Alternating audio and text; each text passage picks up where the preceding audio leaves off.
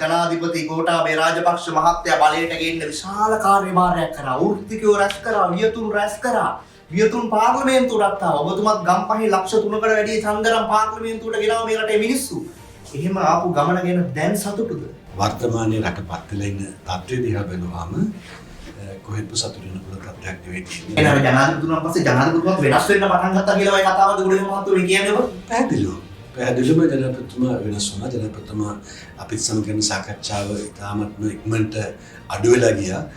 ජනාධිපතිතුමාට දුරකථනයක සම්බන්ධ වෙන්න බැහැ කියලා අපේ බොහෝ විද්වත්තු පැමිණිලි කරන්න පටන් ගත්තා. වියත්මග ජනාධිපතිවරයා විසින් රැවටීමට ලක් කරා කියලා මම කියනවා. ඔබ පිළිගන්නවද ඒක? අපි දැන් කර්මදොට රැවටුණා කියන කාරණේ අපි පිළිගන්නවා. ඒ කියන්නේ ආචාර්ය නාලක ගොඩේවා මහත්මයා මේ රටේ වියතුන්ටවත් ජනාධිපතිතුමා තේරුම් ගන්න බැරි වුණා යා. අත් වශයෙන්ම තේරුම් ගන්න බැරි වුණා. මොකද අපි ජනාධිපති වර්ණයේදී අපි බලාපොරොත්තු වෙච්ච දේ නෙවෙයි ඊට පස්සේ උනේ ජනාධිපතිතුමාට කොතනද කරදුනේ? තමුන් බලයට ගේන්නට අවශ්‍ය කරන බුද්ධිමය සහාය දුන්නේ අතහැරලා වෙනත් කණ්ඩායමක් සමග ගමන යන පටන් අදත් ගජ මිතුරන්නේ ජනාධිපතිවරයා ගොඩේවා මහත්තයෝ. අපි මිතුරන් නම් උතර ඉක්මනට අපි මේ අමතක වෙන්න හිතවන්නේ. මම ඇත්තටම කලකිරීමෙන් ඉන්නේ. ඇයි ගොඩේවා මහත්තයාට ජනාධිපතිවරයා රාජපක්ෂ පවුලක් බය වුණාද මේ මතපය බැඳලා පැත්තකට දාන්න? ආර්ථික සම්බන්ධ කිසිම අමාත්‍යාංශයකට මම සම්බන්ධ නොකර ගැනීම අහඹුවක් වෙන්නට බෑ කියලා මම හිතනවා. මේ සියල්ලකින් පේන්නේ සර් ෆේ. රට ෆේල් කියන කාරණේ අපිට පැහැදිලිවම පේනවා. ඉතින් ඒ රට ෆේල් වුණාම නායකත්වයට කිව්වා කිම ගන්නට ඕන. අපි කණ්ඩායම ජනාධිපතිවරයා ගාවට ලං කරන්නේ කවුද? ජනාධිපතිතුමාට පස්සේ ආර්ථික කළමනාකරණය කරපු කණ්ඩායම ප්‍රධාන වශයෙන්ම 1 2 3 4 කියලා ගත්තොත් 6 විතර වෙනකන් කිසිම කෙනෙක් එතුමාගේ ජනාධිපතිවරණයට පෙර මේ ආර්ථික සාකච්ඡාවේ හිටපුවා නෙවෙයි වෙනම කණ්ඩායමක් තමයි ආර්ථික කළමනාකරණය. එතුමා අරුම්කම් දුන්නේ වැරදි කණ්ඩායමකට කියන කාරණා. අදිත්‍යවන් කබ්‍රාල්, පී.බී. ජයසුන්දර, බැසිල් රාජපක්ෂ මේ තනතුරු වලට පත් වෙද්දී ඔබේ අදහස් ඔබට කියන්නවත් අවස්ථාවක් හම්බුනේ නැද්ද ජනාධිපතිවරයාට? එහෙමද කිසිම අවස්ථාවක් නැහැ. අපිට ඒක බලපෑම් කරන්න. ඉතින් කියන්නේ දල සලහප්පෙරම මහතාගේ නායකත්වයෙන් අපට පේනවා පොහොට්ටුව ඇතුළෙන්ම කණ්ඩායමක් එළියට ගිහිල්ලා වෙනම කඳවුරක් ගොඩ නැගෙනවා. ඉතින් ඒ අතර ඔබ කිව්වා වගේ දලසලාපරම මහත්මයාගේ නායකත්වයෙන් යම්කිසි කණ්ඩායමක් හැදෙමින් පවතිනවා. හදන සම්දානයකට නායකත්වය දෙන්න පුළුවන් නම් දලසලාපරම මහත්මයා කියන අපි ඒකට සහාය දෙන්න ඕනේ.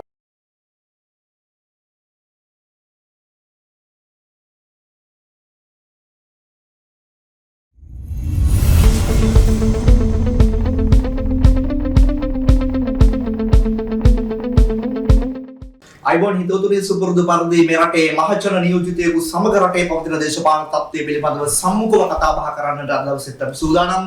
විශේෂයෙන්ම 2019 ගෝඨාභය රාජපක්ෂ ජනාධිපතිවරයා බලයට ගෙනීමේදී මේ රටේ වියතුන් වෘත්තීයවේදී විශාල කාර්යභාරයක් කරා. ඒට නායකත්වය දුන්නු ආචාර්ය නාලක ගොඩහේවා මහතා, වියත්මගේ ප්‍රධානියා, වියත්මගේ මෙහෙයුම්කරුවා පාර්ලිමේන්තු මන්ත්‍රී නාලක ගොඩහේවා මහතා අයිබෝන් ගොඩේවා මහත්තයෝ ඔබතුමා ජනාධිපති ගෝඨාභය රාජපක්ෂ මහත්තයා බලයට ගෙන්න විශාල කාර්යභාරයක් කරා. වෘත්තිකයෝ රැස් කරා, වියතුන් රැස් කරා. වියතුන් පාර්ලිමේන්තුවට ආවා. ඔබතුමත් ගම්පහේ ලක්ෂ 3කට වැඩි ඡන්දරම් පාර්ලිමේන්තුවට ගෙනාව මේ රටේ මිනිස්සු. එහෙම ආපු ගමන ගැන දැන් සතුටුද? අපි මේ වෙලාවේ කරපු වැඩේ ගැන අපි සතුටු වුණා. මොකද මේ වෙලාවේ ජනතා අවශ්‍යතාවක් අපි ඉටු කළේ. හැබැයි පහුගිය අවුරුදු දෙක දිහා හැරලා බැලුවාම වර්තමානයේ රට පත්වලා ඉන්න තත්ත්වය දිහා බැලුවාම කොහෙත්ම සතුටු වෙන පුළුවන් තත්ත්වයක් නෙවෙයි තියෙන්නේ. අපිට අපි කනගාටුපත් වෙන තත්ත්වයක් තමයි. හැබැයි ගෝඨාභය රාජපක්ෂ මහතා ළඟ හිටපු සමීපතම වියත ඔබයි. ඔබට ඔහු ගැන ලොකු කියවීමක් තිබ්බා. ඔබ හිතියේ නැද්ද මේ බලයට මෙතුමා ගෙනවොත් මෙහෙම මේක ඔබට දැනුන්නේ නැද්ද? ඔබට තේරුන්නේ නැද්ද මේවා? නෑ මම හිතන්නේ ජනාධිපතිවරට පෙර තත්ත්වය. මොකද අපි ගෝඨාභය රාජපක්ෂ මහත්මයාට ජනාධිපතිවරට ඉදිරිපත් වෙන්න ඕන කියලා ඉල්ලීමක් කරපු මුලින්ම කීප දෙනාගේ එක්කෙනෙක් තමයි මම. ඒ වෙලාවේ මේ රටේ විශේෂයෙන්ම වෘත්තිකයන් අතර ලොකු බලාපොරොත්තුවක් තිබුණා. ගෝඨාභය රාජපක්ෂ මහත්මයා වගේ කෙනෙක් ගෙනාවොත් අපිට ඊට පෙර රටේ තිබිච්ච තත්ත්වය වෙනස් කරලා මේ පෞල් පාලනය, දූෂණය, ඒ වගේ දේවල් වෙනස් කරලා අලුත් රටක් හදන්න පුළුවන් වෙවි කියලා. ඉතින් ඒ බලාපොරොත්තුෙන් තමයි අපි ඒ කාරණේ ඒ වෙලාවේ කළේ. හැබැයි අලුත් රටක් හැදුවද ගොඩේවා මහත්තයා? මම හිතන්නේ අපි බලාපොරොත්තු වෙච්ච දේ ඒ විදිහටම වුණා කියලා. මොකද අපි ජනාධිපතිවරණයට පෙර බලාපොරොත්තු වෙච්ච කණ්ඩායම නෙවෙයි ඊට පස්සේ බුද්ධි මණ්ඩලයේ වශයෙන් කටයුතු කළා. අපි අත්‍යවශ්‍යම කියනවා නම් අපි බුද්ධි මණ්ඩලයක්. අපි ඒ වියත්මගෙන් ආවේ බුද්ධිමය මණ්ඩලයක් මේ රටේ. මම කියන්නේ ජනාධිපතිවරණයට පෙර වියත්මග සලකනු ලැබුවේ බුද්ධි මණ්ඩලයක් විදිහට. කියන්නේ ජනාධිපතිවරණයට අවශ්‍ය කරන පසුබිම සකස් කරන්නට, දේශපාලන පසුබිම සංවිධානය කරන්නට, අනික අය සමග සාකච්ඡා කරන්න, ඒ වගේ විශේෂයෙන්ම රාජ්‍ය ප්‍රතිපත්ති පිළිබඳ යෝජනාවලියක් සකස් කරන්න තමයි අපි කටයුතු කළේ. හැබැයි උනේ ජනාධිපතිවරණයෙන් පස්සේ ඒ කාර්යයට සම්බන්ධ වෙලා හිටපු අය ටිකින් ටික ඈත් වෙලා දුරස් වෙලා ගියා. විශේෂයෙන්ම රාජ්‍ය පාලනය කියලා කියන්නේ අපේ රටේ ව්‍යවස්ථාව අනුව විධායකයෙක් කියලා කියන්නේ ජනාධිපතිවරයා හා කැබිනට් මණ්ඩලයනේ. එතන කිසිම සාධනීය වගකීමක් වියත්මකට ලැබුණා. සමා වෙන්න ඕනේ. ජනාධිපතිවරයා බලයට පත් වෙන්න කලින් වියත්මගත් එක්ක තිබ්බද ඔහුගේ ලිඛිත ගනුදෙනුවක්, මොකක් විමසුමක් හරි මොකක් හරි එකඟතාවයක්.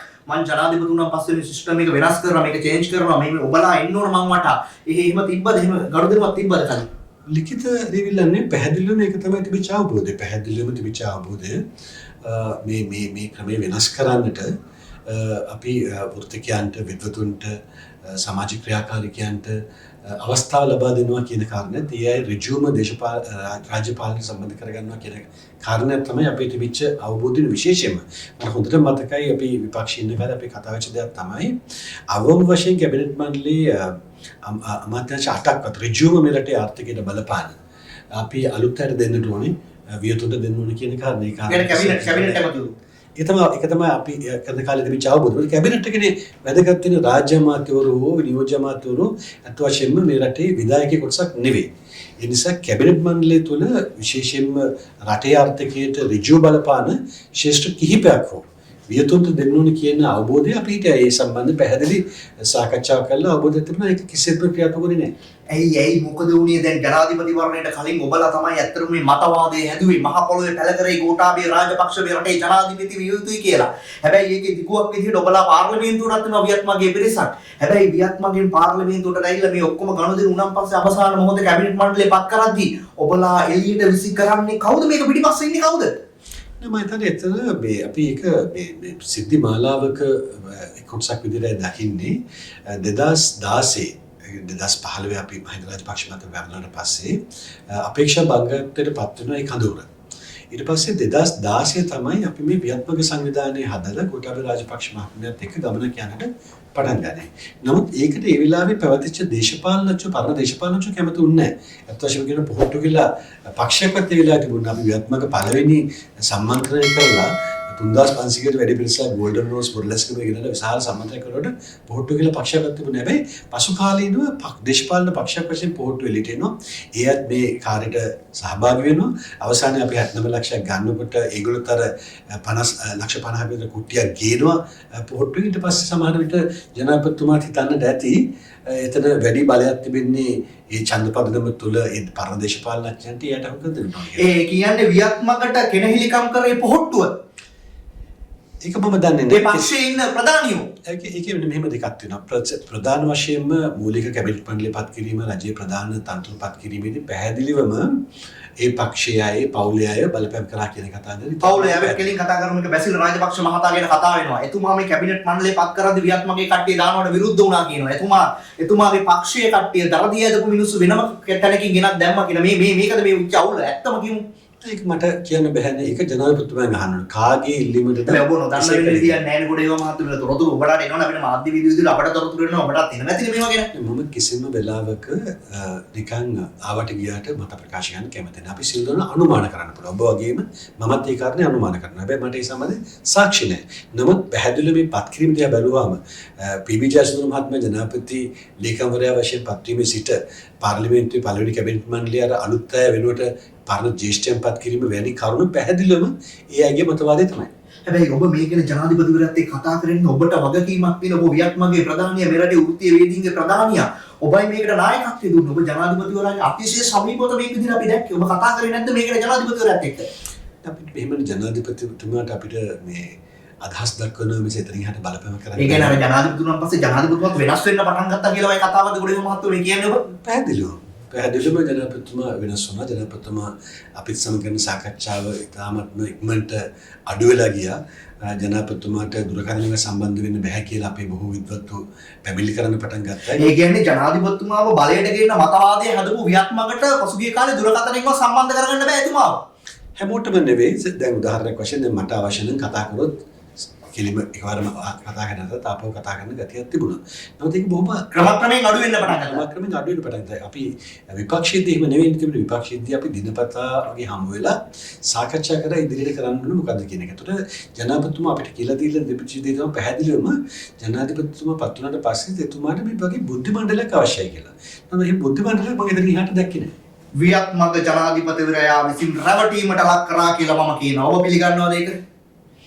ජනාධිපතිතුමා රැවටුවාද කියලා මම දන්නේ. අපි දැන් කර්මදුවට රැවටුණා කියන කාරණේ අපිට පිළිගන්න. ඒ කියන්නේ ආචාර්ය නාලක ගොඩේවා මහත්මයෝ මේ රටේ වියතුන්ටවත් ජනාධිපතිතුමාව තේරුම් ගන්න බැරි වුණා එදා.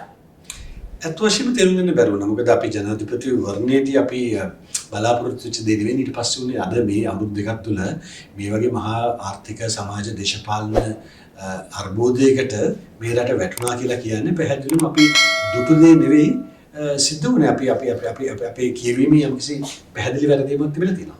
හරි. දැන් මෙහෙම කෙලින්ම අහන්නම්කෝ. ජනාධිපතිතුමාට කොතනද වැරදුනේ? තමුන් බලයට ගේන්නට අවශ්‍ය කරන බුද්ධිමය සහාය දුන්නේ අතහැරලා වෙනත් කණ්ඩායමක් සමග ගමන යන්න පටන් ගත්තා. වෙනත් කණ්ඩායම පවුලද කෙලින්ම කියමු. පවුල පවණක් නොවෙන්නට පුළුවන්. පවුල පවණක් නොවෙන්නට පුළුවන්. එතන සමහර නිලධාරීන් කීප දෙනෙක් හිටියා. හමුදා නිලධාරීන් හිටියා. සමහරට හිතමිතුරා කීප දෙනෙක් ඉන්නට ඇති. ඔබලත් ගජ මිතුරන්නේ ජනාධිපතිවරයා ගොඩේවා මහත්තයෝ. නැහැ. මම හිතන්නේ මම මිතුරෙක් කියලා මම කවදාවත් හඳුන්වලා නැහැ. අපි එතුමා සමග එකට එකතු වෙලා යම්කිසි ගමනක් යන්නට එකතු වෙච්ච සමීපතමයි. අපි මිතුරන් නම් උතර ඉක්මනට අපි මේ අමතක වෙන්න හිතවන්නේ නැහැ. ජනාධිපතිතුමාට ඒ කියන්නේ බොහොම ඉක්මනට වියත්මග අමතක වුණා ඔබ කියන්නේ. වියත්මග අමතක වුණාම කියලා කියන එකත් එකාට අසාධාරණක් වෙන්නට පුළුවන්. නමුත් වියත්මගෙන් ගත යුතු ප්‍රයෝජන ගත නැහැ කියන කාරණේ පැහැදිලි. ඒත් එක්කම දැන් වියත්මගේ සංස්ථා සභාපතිවරු දැම්ම සමහර මේ අමාත්‍ය සම්බන්ධයෙන් යම් චෝදනා තියෙනවා. උන් මේක හරියට කරගන්න බෑ උන්ට. උන්ට වියත්නම දෙන්නට ප්‍රායෝගික දේශපාලනේ තේරෙන්නේ නැහැ කියලා කතා. මේ කතා චෝදනාවට ඔබ කොහොමද දකින්නේ? එතනත් මේ ලොකු වැරදි උපකල්පනයක් තියෙන මේ රටේ උපකල්පනයට වඩා ඉතාමත්ම සැලසුම් සහගතව මේ රටේ ජනගත කරා මේ රට පාලනය කරන්නේ වියත්මග කියලා. ඒක සම්පූර්ණ වැරදියි. මේ රටේ කවුද පාලනය විධායකයෙක් තමයි ජනාධිපතිතුමා සහ කැබිනට් මණ්ඩලය. මම එතන පැහැදිලිව කිව්වා පළවෙනි කැබිනට් මණ්ඩලයේ වියත්මගේ කිසිම කෙනෙක් නැහැ. පසුකලක සරත් වීරසේකර මහත්මයා ගත්ත පසුකලක ඇතුළට ගත්තා. ඊළඟට දෙවනුවට වැදගත්ම කොටස තමයි අමාත්‍යාංශ ලේකම්. අමාත්‍යාංශ 30කුයි රාජ්‍ය අමාත්‍යාංශ 40කුයි අතරින් 70ක් විතර ලේකම්වරුන්ගෙන් වියත්මගේ අපිත් සමග සම්බන්ධ වෙලා හිටපුවා දෙන්න හිටියේ 70කින් දෙන්නෙක් කියලා කියන්නේ මොනවද කරන්නේ අල්ප ප්‍රමාණය. ඊළඟ සභාපතිවරු. දැන් මේ මතයක් ගෙන්නේ නැත්නම් මේ රටේ කොහොමද සභාපතිවරු වියත්මග කියලා සම්පූර්ණ වැරදි. අපේ වියත්මගේ සක්‍රීයව සම්බන්ධ වෙලා හිටපු සභාපතිවරු හිටියේ සභාපතිවරු 200කින් 20ක් 22ක් පමණ සුළු ප්‍රමාණයක් පමණයි. ඉන්නොත් මම හිතන්නේ 5 දෙනෙක් 6 දෙනෙක් විතර අවුරුද්දක් පමණ සුළු කාලයක් තුළ ඉල්ලා අසු. ඒ නිසා වියත්මග මගින් මේ රටේ රාජ්‍ය පාලනයට මේ විශාල බලපෑමක් කිරීමේ හැකියාවක් තිබුණේ. හැබැයි ඉතුරු අයගෙනුත් එක්කෙනෙක් දෙන්නෙක් හැරුණාම ඉතුරු හැම කෙනෙක්ම තමන්ගේ වගකීම තාමත් හොඳින් කළා. හොඳයි. මේ රටේ දේශපාලනයත් එක්ක මේ රටේ ප්‍රායෝගික දේශපාලනයත් එක්ක වියතුන්ට ගැටෙන්න අමාරුද? මේක අතර යම් ගැටුමක් තියෙනවද මම වෙනහන්නේ? එතන කාරණා දෙකක් තිබෙනවා. දැන් වියතුන් කියලා වෙන් කරන්න එපා වියත්මග. මොකද මේ රටේ වියත්තු කියන ප්‍රමාණය විශාල ප්‍රමාණයක් හැම පක්ෂයකම වියත්තු ඉන්නවා.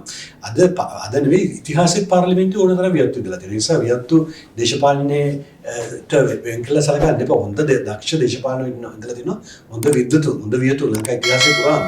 ඉතින් මේ වෙලාවේ අර වියත්මග කියන නම නිසා දැන් මේ දේශපාලනයේ වියතුනේ කියලා කොටස් දෙකක් හදන්න සමහර උත්සාහ කරනවා. මම හිතන්නේ ඒක වැරදි. ඕනෑ තරම් වියතුන් ඉල්ලලා තිනවා හොඳ දේශපාලනඥයෝ. ඉස්සරහටත් ඒක කරන්න පුළුවන්. හැබැයි හැම වියතුකටම දේශපාලනය කරන්න බෑ. හැම දේශපාලනඥයෙකුම වියතුකුත් නෙවෙයි. ඔබ මේ රටේ ජිනීවා මානව හිමිකම් කොමිසමට ගිහිල්ලා රට අමාරු අවස්ථාවක රට වෙනුවෙන් සටන් කරපු වෘත්තීයේදී ඒත් එක්කම දැන් මේ මෑත භාගයේ අර්ගල රට පුරා වුණා මේ 9 සිදුවීම් ඔබේ නිවසට ගිනිබත් කරනවා ගම්පහ නගරයේ ආශ්‍රිතව තියෙන රට දෙවන්ත විලක්කුපත් වෙනවා මේ පිටිපස්සේ නැවත ඩයස්පෝරාව ඉන්නවා දෙමළ ඩයස්පෝරාව ඉන්නවා විදේශගත ප්‍රජාවක් ඉන්නවා මේවට සල්ලි යවනවා මේ වගේ කතා ගොඩාක් තියෙනවා මේ ඇතුලේ ඔබ මේ කාරණේ කොහොමද විග්‍රහ කරන්නේ අපි 2015-2019 කාලේ මේ රටේ ඒකීයත්වයට සිදුවීම් පවතින අනතුරක් දුටුවා. එවකට පැවති රජය රට ගැන හැඟීමක් නැතුව දේශප්‍රේමයෙන් තොරව බලය රැඳීම සිටීම සඳහා රටෙන් කොටසක් අපව පවා දෙන්න උනත් සූදානම් වෙනවා කියන මතයක් ඇති වෙච්ච නිසා තමයි අපි අපේ වියදමෙන් ජිනීවා ගිහිල්ලා වසර ගන්නවා ඒකට විරුද්ධව අරගල කළේ කිසි කෙනෙක්ගේ සහායක් නැතුව විදේශගතව සිටින අපේ හිතමිතුරන් අපේ රට ආදරය කරන මිනිසුන් තමයි අපිට ඒකට උදව් කළේ. හැබැයි මේ වෙලාවේ අපි දකිනවා මේ ඩයස්පෝරාවේ බලපෑමටත් වඩා මම දකිනවා මේ රට තුළ පසුගිය කාලේ දෙතුන් වරා අඩු ගානේ දෙවතාවක් ඊට වැඩි ප්‍රමාණ අවස්ථාවක ප්‍රජාතන්ත්‍රවාදී ක්‍රමවේදයෙන් තොරව රටේ බලය අල්ලන්නට උත්සාහ කරව පිරිසක් නැවතත් මතුවෙමින් තිබෙනවා. මේ සාමකාමී අරගල පිටිපස්සේ ජනතාවගේ සැබෑ අවශ්‍යතාවන් පිටිපස්සේ අහිංසක ආශාවන් පිටිපස්සේ මේ අය හොල්මන් කරගෙන මේක කුමන්ත්‍රණයක් දේශපාලන කුමන්ත්‍රණයක් ඔබ කියන්නේ මේ මම හිතන පැහැදිලිවම කුමන්ත්‍රණයක් ගොඩනැගෙමින් තිබුණා. මේ 9 වෙනිදා සිද්ධෙන් තරමතුරට ඒ කුමන්ත්‍රණය ජනතාවට තේරුම් ගිහිල්ලා තිබෙනවා.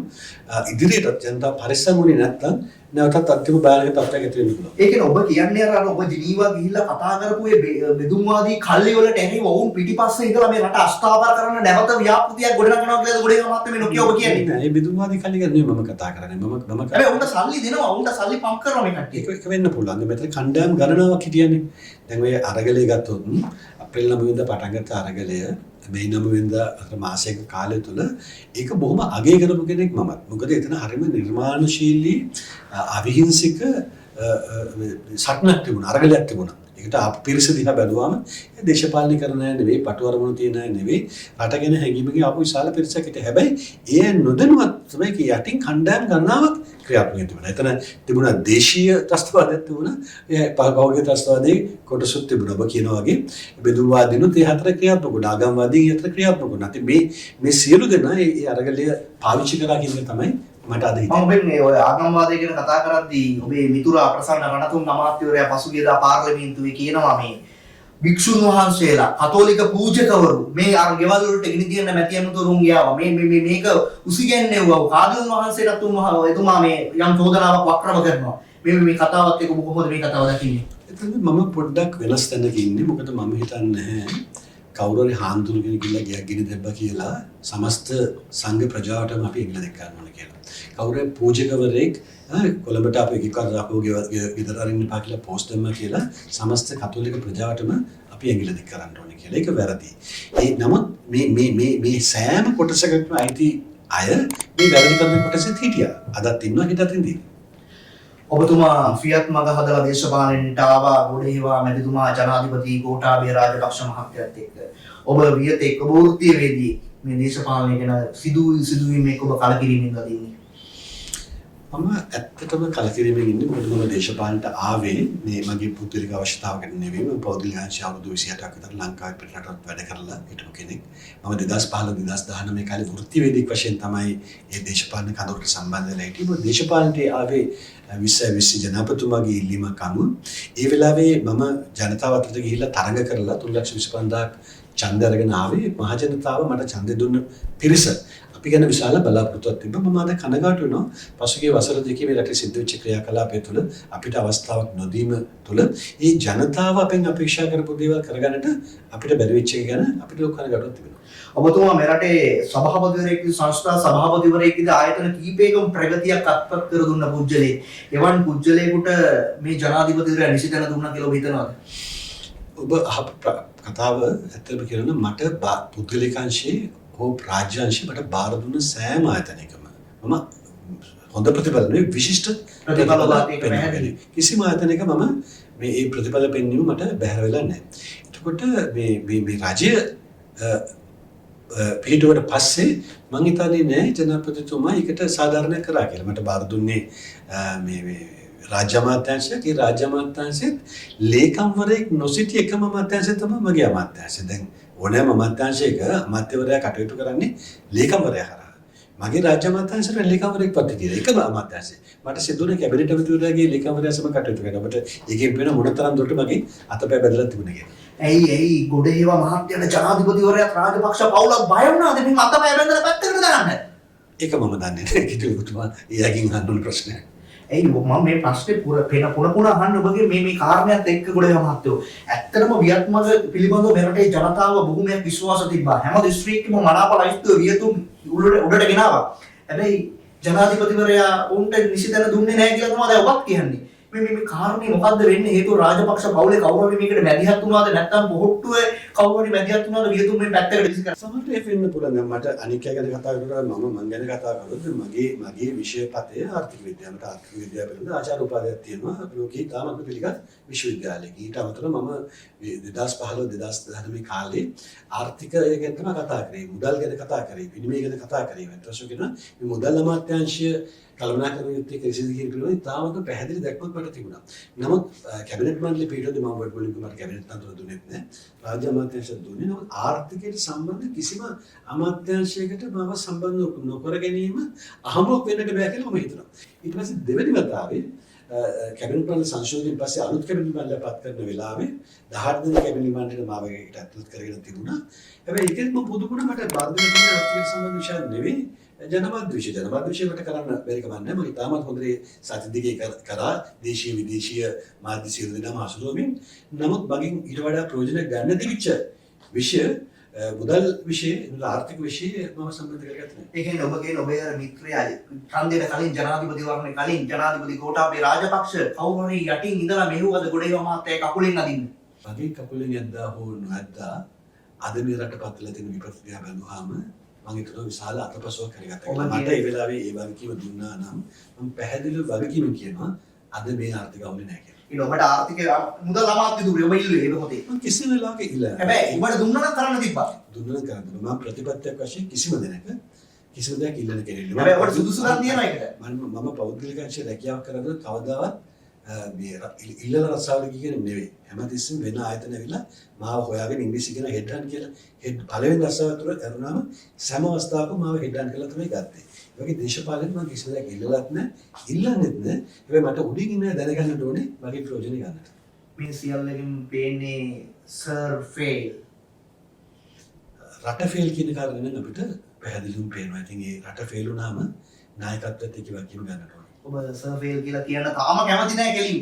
නේද මම තනි පුද්ගලයෙකුට දෝෂාරෝපණය ඔබට මැනීමක් ඇති. ඔබ මේ වියත් මගේ නිර්මාතෘවරයා, වියත් මගේ නායකයා. ඔබට මේක පිළිබඳව ලොකු කියවීමක් ඇති. මේ රට අස්ථාව රට බවට පත්ලා තියෙන කාරණේ අපි සියලු දෙනාම පිළිගන්නවා. මේක කිසිසේත්ම සිදු නොවිය යුතු තිබුණු තත්ත්වයක්. මේ තත්ත්වයට රට පත්වන්නට අවුරුදු දෙකක් නෙවෙයි විශේෂයෙන්ම 2010 සිට අපි කරපු බොහෝ දේවල් හේතුණා කියන කාරණේ මම පාර්ලිමේන්තුවේ ගියසුමානේ කිව්වා. හැබැයි මේ අවුරුදු දෙකේ මේ අනතුර වළක්වා නොගැනීමේ වගකීම රටේ නායකයා බාරගත්තා. ඇත්තටම රටේ නායකයාට මේක තේරුනේ නැද්ද? දැන් මේ මුදල් සම්බන්ධයෙන් ආර්ථිකය සම්බන්ධයෙන් ඔය විවිධ මාස 7-8කට කලින් විවිධ අර්ථකථන මේ රටේ උත්තේ විදි මේ මහා භාණ්ඩාගාරය සම්බන්ධයෙන් මේ සියල්ල පිළිබඳව කරලා තියෙනවා. IMF යන්න ඕන කියලා තියෙනවා. හැබැයි මේක තේරුන්නේ නැද්ද මේ රටේ නායකයාට? ඔබ කොහොමද දකින්නේ?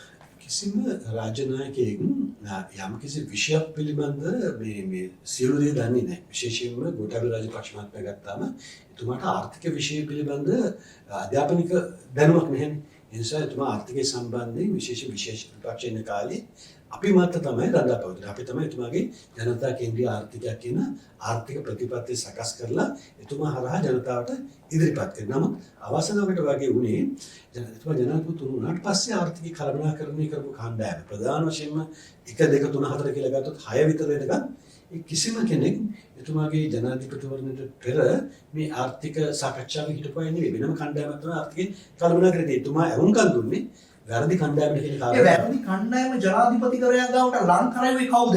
ජනාධිපතිවරයාට ලං කරවේ එක පුද්ගලෙක්ද කණ්ඩායමක්ද කියන කාරණේ මම දන්නේ නැහැ. ඔබතුමා වහලා ගහන්නේ මේක. ඔබතුමා නොදන්නවා වෙන්න බෑ ගොඩේව මහත්තයෝ. ඔබතුමා තමයි ජනාධිපතිවරයා පදුරේට පත් වෙන්න කලින් ළඟම හිටපු ගිය තමයි. ඒකයි වියත්මගේ නිර්මාතෘවරයා ඔබතුමා. ඔබතුමා තමයි මේ මතවාදයේ මහ පොළොවේ පැලදරේ. හැබැයි ජනාධිපති වුණාට පස්සේ ඔබතුමා කැබිනට් එකෙමුත් එළියට දාලා ඉවර වෙලා. මේ වෙන කණ්ඩායමක් එන්න ඔබතුමා දන්නවා ඇතිනේ මේක මේ රටට කියන මේ රටේ මහ ජනතාව බලාපොරොත්තු වෙන දේ මේ කවුද මේක ඇඬුවේ කියන එක. පැහැදිලිවම මේ ජනාධිපතිවරණයෙන් පස්සේ බලය ගත්තේ දේශපාලන කඳවුරනු. ඒ දේශපාලන කඳවුරෙන් තමයි ඒ කියන්නේ පොහොට්ටුව ප්‍රධාන දේශපාලන නායකත්වයේ වෙන්න පුළුවන්. ඒ බලපෑම කරේ. ඔබ කියන්නේ පොහොට්ටුවේ නායකයා බැසිල් රාජපක්ෂ ඇතුළු පිරිස මේ රට මේ තත්ත්වයට පත් වීමට වගේ කිව යුතුද? මම හිතන්නේ මේ එක කාරණයක් නෙවෙයි මේ කාරණා සියල්ලම ගත්තාම පැහැදිලිවම ඔවුන්ගේ වකීමක් තියෙනවා. ඒ වකීම උන්ට කිසි වෙලක ගැලවිලා යන්නට බෑ. මම මුලින්ම කිව්වා මම මේ ආර්ථික අර්බුදය දකින්නේ මේ අවුරුදු දෙකේ ආර්ථික අර්බුදයක් විදිහට නෙවෙයි. මම මේ ආර්ථික අර්බුදය දකින්නේ යුද්ධෙන් පස්සේ අපිට ලැබිච්ච ස්වර්ණමය අවස්ථාව දිගින් දිගටම අතහැර ගැනීම කියන කාරණේ පිළිබඳ. ඒකට 2010 2015 කාලේ අපේ කන්දෝරේ කට්ටිය එතන හිටියා. 2015 2019 කාලේ රනිල් වික්‍රමසිංහ මහත්මයාගේ කන්දෝරේ එතන හිටියා. ඊට පස්සේ 2020 සිට අද වෙනතුරු ආයෙත් නැවතත් අපේ කන්දෝරේ ඇවිල්ලා මේ සියලු දෙනාම මෙහි වකීම ගන්නට ඕන. අජිත් නිවාන් කබ්‍රාල්, පී.බී. ජයසුන්දර, බැසිල් රාජපක්ෂ මේ තනතුරු වලට පත් වෙද්දී ඔබේ අදහස් ඔබට කියන්නවත් අවස්ථාවක් හම්බුනේ නැද්ද ජනාධිපතිවරයාට? ඒකට කිසිම අවස්ථාවක් තිබුණේ අපිට ඒතර බලපෑම කරන්න පුළුවන්. ඉතින් වියත්නාගේ ඒ වෙද්දි එළියට දාලා. වියත්නාගේ එළියට මිසුනේ බොහොම ඉක්මනට කලින් කියලා මම ඔබට කිව්වනේ ගෝවය හිතාගෙන හිටියට මේ වියත්නාගේ තමයි රට පාලනය කරන්න කියලා. වියත්නාගට එහෙම බලයක් තිබුණේ නැහැ. එහෙම බලයක් තිබුණා නම් අද මේ තත්ත්වේ රට ඉන්නේ නැති බව ඉතාමත් පැහැදිලිව කියනවා. හොඳයි. ඔබ පිටිපස්සේ ඔබේ නායකත්වයේ පිටිපස්සේ වියතුන් රැසක් මේ රටේ දේශපාලනය පිළිබඳව මේ රට පිළිබඳව බොහොම ආදරෙන් යුක්තව හිටිය ඔබ පිටිපස්සේ. අද වුන් සියල්ල අනාථ වෙලා ඉන්නේ. ඔවුන්ගේ ගමන මොකක් වේද? ඔබේ ගමන මොකක් වේද? දේශපාලන ගමන මේ තත්ත්වය තුළ. රටට ආදරෙන් 2019 එකට එකතු වෙච්ච වියතුන්ගෙන් සෑහෙන ප්‍රමාණයක් මම හිතන්නේ දැන් සම්පූර්ණයෙන්ම දේශපාලනය ගැන කලකිරලා ඉවත් වෙලා තිබුණා. සමහර අය නැවත කිසි විදිහක දේශපාලනය කරන එකක් නෑ, දේශපාලනට සම්බන්ධ වෙන එකක් නෑ. තවත් කොටසක් ඉන්නවා දැන් අපි මොනවා හරි කරලා මේකට විසඳුමක් හොයන්නට ඕනේ කියලා හිතන පිරිසක් ඉන්නවා. මම පුද්ගලිකව මම ජාතික ලැයිස්තුවෙන් පාර්ලිමේන්තුවට ඇවිල්ලා තිබුණා නම් මම මේ වෙන විට මම හිතන්නේ ඒ තනතුරෙන් ඉල්ලාසලා සමහර පාර්ලිමේන්තුත් ඉවත් වෙන තරම් කලකිරීම මට තිබුණා. හැබැයි මම ආවේ ජාතික ලැයිස්තුවෙන් නොවන නිසා මම ඡන්දෙට ගිහිල්ලා ජනතාවගේ අපේක්ෂාවන් දැල්වලා 325000කට වැඩි ඡන්ද ලබාගෙන ආපු නිසා මට ජනතාව ගැන වගකීමක් තිබෙනවා. ඒ නිසා මම හිතන්නේ මට වගකීමක් තිබෙනවා මේ වරද නිවැරදි කරන්න යම් කිසි කාලයක් හෝ අරගෙන ඒ සඳහා උත්සාහය දරලා තියෙනවා. ඒ උත්සාහය මොකක්ද? ඔබ විකල්ප දේශපාලන ධාරාවක් මේ විදිහ නිර්මාණය කරන්න උත්සාහ කරනවද? මොකක්ද ඔබ මේ මොහොතේ දකින්නේ? 2015 යහපාලන ආණ්ඩුව බලයට ආපු වෙලාවේ ආණ්ඩු පක්ෂත් විපක්ෂත් මේ සියලු දෙනාම තිබිලා රාජ්‍ය සංවිධාන, රාජ්‍ය නොවන සංවිධාන, දේශීය විදේශ සියලු බලවේග එකට එකතු වෙච්ච මහා බලගතු ආණ්ඩුවක් විවිධ වටන්න අවුරුදු 5කින් අපි සංකල්පයක් හැදුවා. අපි මතවාදයක් හැදුවා. අපි බුද්ධිමය දායකත්වයක් දුන්නා. මම විශ්වාස කරනවා ඒ නැවත එකතු වුණොත් අපේ ඔලුගෙඩි ටික එකතු වුණොත් ආයෙත් අපිට කරන්න පුළුවන්. ඒ කියන්නේ ඔබලා එකපාරක් බැට කෑවා. හැබැයි දෙවෙනි පාර ශක්තිමත්ව සංවිධානගත වෙන්නට වියතුන් මේ රටේ සූදානම් නවද බලවේගයක්, නව දේශපාලන ධාරාවක් එක්ක. ඔබ එහෙමද කියන්නේ? මම හිතනවා මේ වෙලාවේ හිටපු අයත් දැන් මේ අරගල සහභාගී වෙන තරුණ පිරිසක් මේ රටේ මෙතෙක් දේශපාලන සම්බන්ධ නමුත් මේ වෙලාවේ දේශපාලන ගැන උනන්දුවක් තියෙන සියලු දෙනාම එකට එකතු වෙලා පාර්ලිමේන්තුව තුලත් සිටින පිරිසිදු දේශපාලනඥයෝ පාර්ලිමේන්තුවෙන් පිටත සිටින මේ රට ගොඩ ගන්නට කියලා හැඟීම තියෙන සියලු දෙනාත් එකතු කරගන්නට පුළුවන් බොහොම පුළුල් බලවේගයක් අපි ඉස්සරහට ගොඩනගනවා නම් අපිට මේකට මුහුණ දෙන්න පුළුවන්. මේ ආර්ථික අර්බුදය ගොඩෙන් නැසෙ නෑ. නමුත් ඒක අපිට කරන්න බැරි වැඩක් නෙවෙයි. දැන් ඩලස් සලහප්පෙරම මහතාගේ නායකත්වයෙන් අපට පේනවා පොහොට්ටුව ඇතුළෙන්ම කණ්ඩායමක් එළියට ගිහිල්ලා වෙනම කඳවුරක් ගොඩනැගෙනවා. ඔබ මේ කඳවුර පිළිබඳව ඔබේ කියවීම කොහොමද? මම දකිනවා මේ වෙලාවේ මේ පාර්ලිමේන්තුව තුළ සිටින මන්ත්‍රීවරු කඳවුරු ගණනාවකට කැඩෙමින් තියෙනවා. ඒ පාර්ලිමේන්තුවේ තියෙන පක්ෂවලට අමතරව තව බොහෝ දෙනෙක් අලුතින් පක්ෂ පිහිටවමින් සිටිනවා. සන්දාන පිහිටවමින් සිටිනවා. ඉතින් ඒ අතර ඔබ කිව්වා වගේ දලසලාපෙරම මහත්මයාගේ නායකත්වයෙන් යම් කිසි කණ්ඩායමක් හැදෙමින් පවතිනවා. මම විශ්වාස කරන දේ තමයි අවසානයේදී වැදගත් වෙන්නේ පුද්ගලික නෙවෙයි. අවසානයේදී වැදගත් වෙන්නේ කණ්ඩායම. ඒ කණ්ඩායම තුළ මේ පාර්ලිමේන්තුව තුළ දැනට සිටින පාර්ලිමේන්තුව තුළ සිටින පිරිසුදු දේශපාලනඥයන්, දූෂණ චෝදනා නැති, දූෂණ නොකළ පිරිසුදු දේශපාලනඥයන් මොන්තරන් ඉන්නවා. ඒ අය එකතු කරගෙන ඒ වගේම අලුතෙන් එළියේ ඉන්න මේ රට ගැන හැඟීමක් තියෙන විශේෂම තරුණ පරපුර කාන්තාව එකතු කරගෙන හදන සන්දානයකට නායකත්වය දෙන්න පුළුවන් නම් දලසලා පෙරමුතුමාට හෝ කාට හෝ මම හිතනවා අපි ඒකට සහාය දෙන්න ඕනේ. ඔබ දලසලා පෙරමුණ සහාය දෙන්න එහෙම නායකත්වයක් ගන්නවා නම් ඔබලා වියතුන්.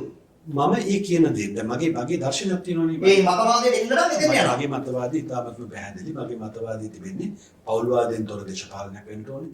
පිරිසුදු දේශපාලනඥයන් එකතු වෙන්න ඕනේ.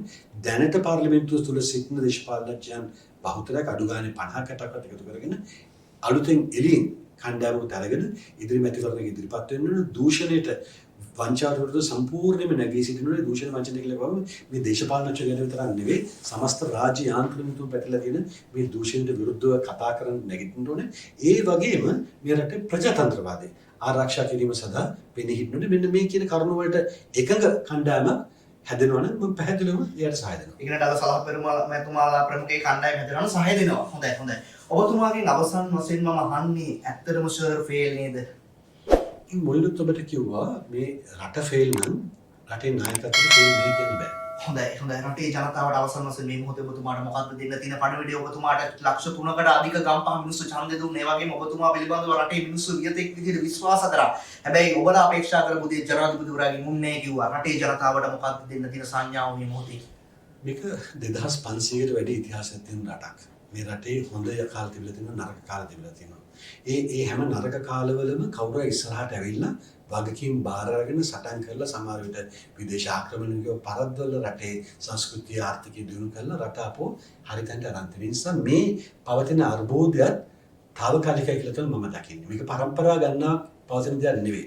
ඒ ප්‍රශ්නේ විසඳන්න අපිට බැරි කමන්නේ. මම පාර්ලිමේන්තුවේ කිව්වා ඇමරිකානු ඩොලර් බිලියන 80ක ආර්ථිකයක් කියලා කියන මහා විශාල ආර්ථිකයක් නෙවෙයි. මේක හසුරවන්න පුළුවන්. හැබැයි හසුරවන්න පුළුවන් අයට මේ වගකීම නොදෙන එක තමයි අපි හැමදාම කරපු වරද. ඒ නිසා අපි ඉල්ලා සිටින මේ රටේ ජනතාවට අපි එකතු වෙමු. එකතුලා මේකට විසඳුමක් වමු. අපි වෙනුවෙන් නෙවෙයි අපේ අනාගත පරපර වෙනුවෙන්. බෙහෙවින් ස්තුතිවන්ත වෙනවා ශ්‍රී ලංකා පොදු ජන පෙරමුණේ ගම්පහ දිස්ත්‍රික් පාර්ලිමේන්තු මන්ත්‍රී වියත්මගේ නිර්මාතෘවරයා ආචාර්ය නාලගොඩ හේවා මැතිතුමනි ඔබට මම හිතන්නේ ඔබතුමා බොහොම ආందోලනාත්මක කරුණු රැසක් කෙලි කරා වියත්මකට මොකද වුනේ ජනාධිපතිවරයා වියත්මක කොහොමද වියත්මකත් එක්ක ගනුදෙනු කරේ රටේ ආර්ථිකය කොතනද තියෙන්නේ මේ සියල්ල ඉදිරියේදී මොන වගේ දේශපාලන ස්ථාවරයකද ඉන්නේ කියන කාරණේ රටේ වියතුන්ට වගේම ජනතාවටත් ඔබ මම හිතනවා ආමන්ත්‍රණය කරා කියලා නැවතත් බෙහෙවින් ස්තුතිවන්ත වෙනවා ඔබතුමාට නැවතත් මේ වැඩසටහනින් අපිට ඔබට ආයුබෝවන්